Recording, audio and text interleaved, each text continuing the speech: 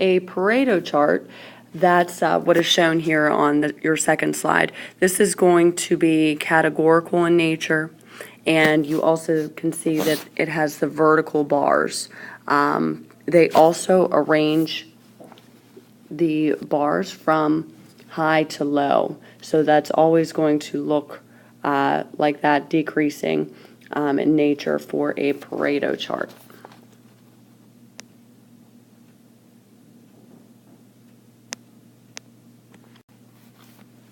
All right, when we look at our time series graph, this is just a representation of data over a specific time period.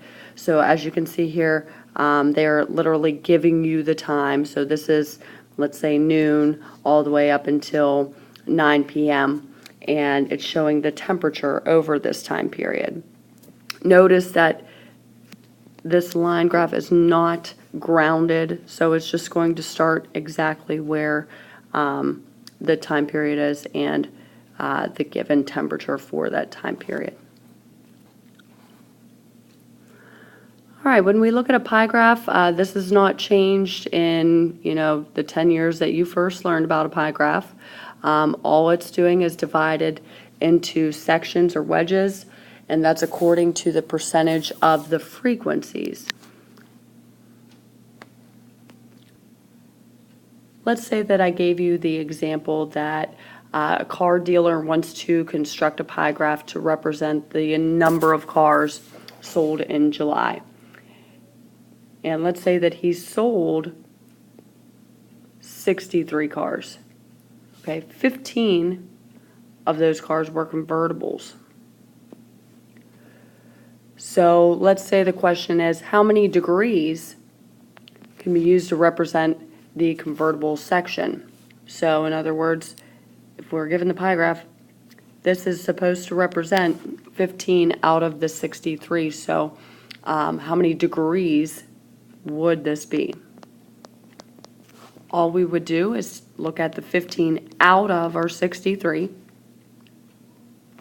and figure out what percent that would be. Type that in your calculator, you get 0.24. Now, I know that that's 24% of 360 degrees. So that means when I put that in the calculator, I end up getting 85.7 degrees. This is going to represent the number of degrees within our pie chart. And when we look at a stem and leaf plot, all right, a stem and leaf plot. This is the data plot that uses part of the data as the stem and part as the leaf. So if you recall from back in the day, this is your stem and this is your leaf. And when you construct one of these, you just want to make sure that both are in order. Okay, they need to be in ascending order.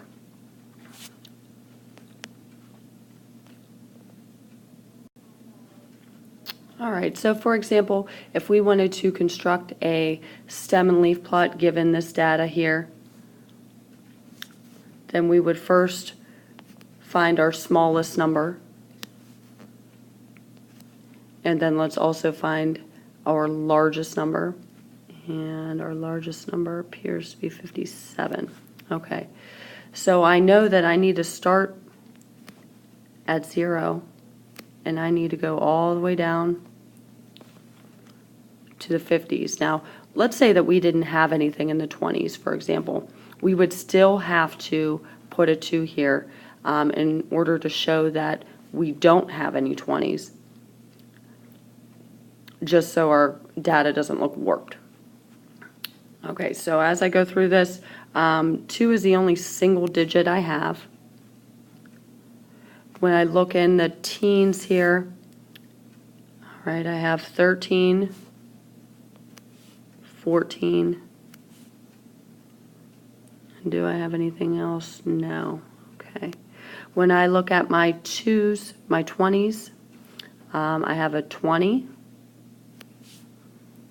I have a 23, and I have a 25. Now, as you can see, I'm keeping everything organized. You need to have this, all these lined up here. Let's look at my 30s. 30s I have quite a bit. I have 31. I have two 32s. Make sure you write both of those. Oh, I actually have much more than that. I have 3 and 4. That appears to be it. Okay. And then I have a 33 and a 36. Notice these are all in ascending order. When I look at my 40s, I have 43. I have two 44s. And I have a 45. And then looking at my 50s, I have 51, 52, and 57. So again, if you have multiple values, just make sure that you record all of those. Okay, and like I said, just make sure that you have yours ordered. We do not want to keep it unordered.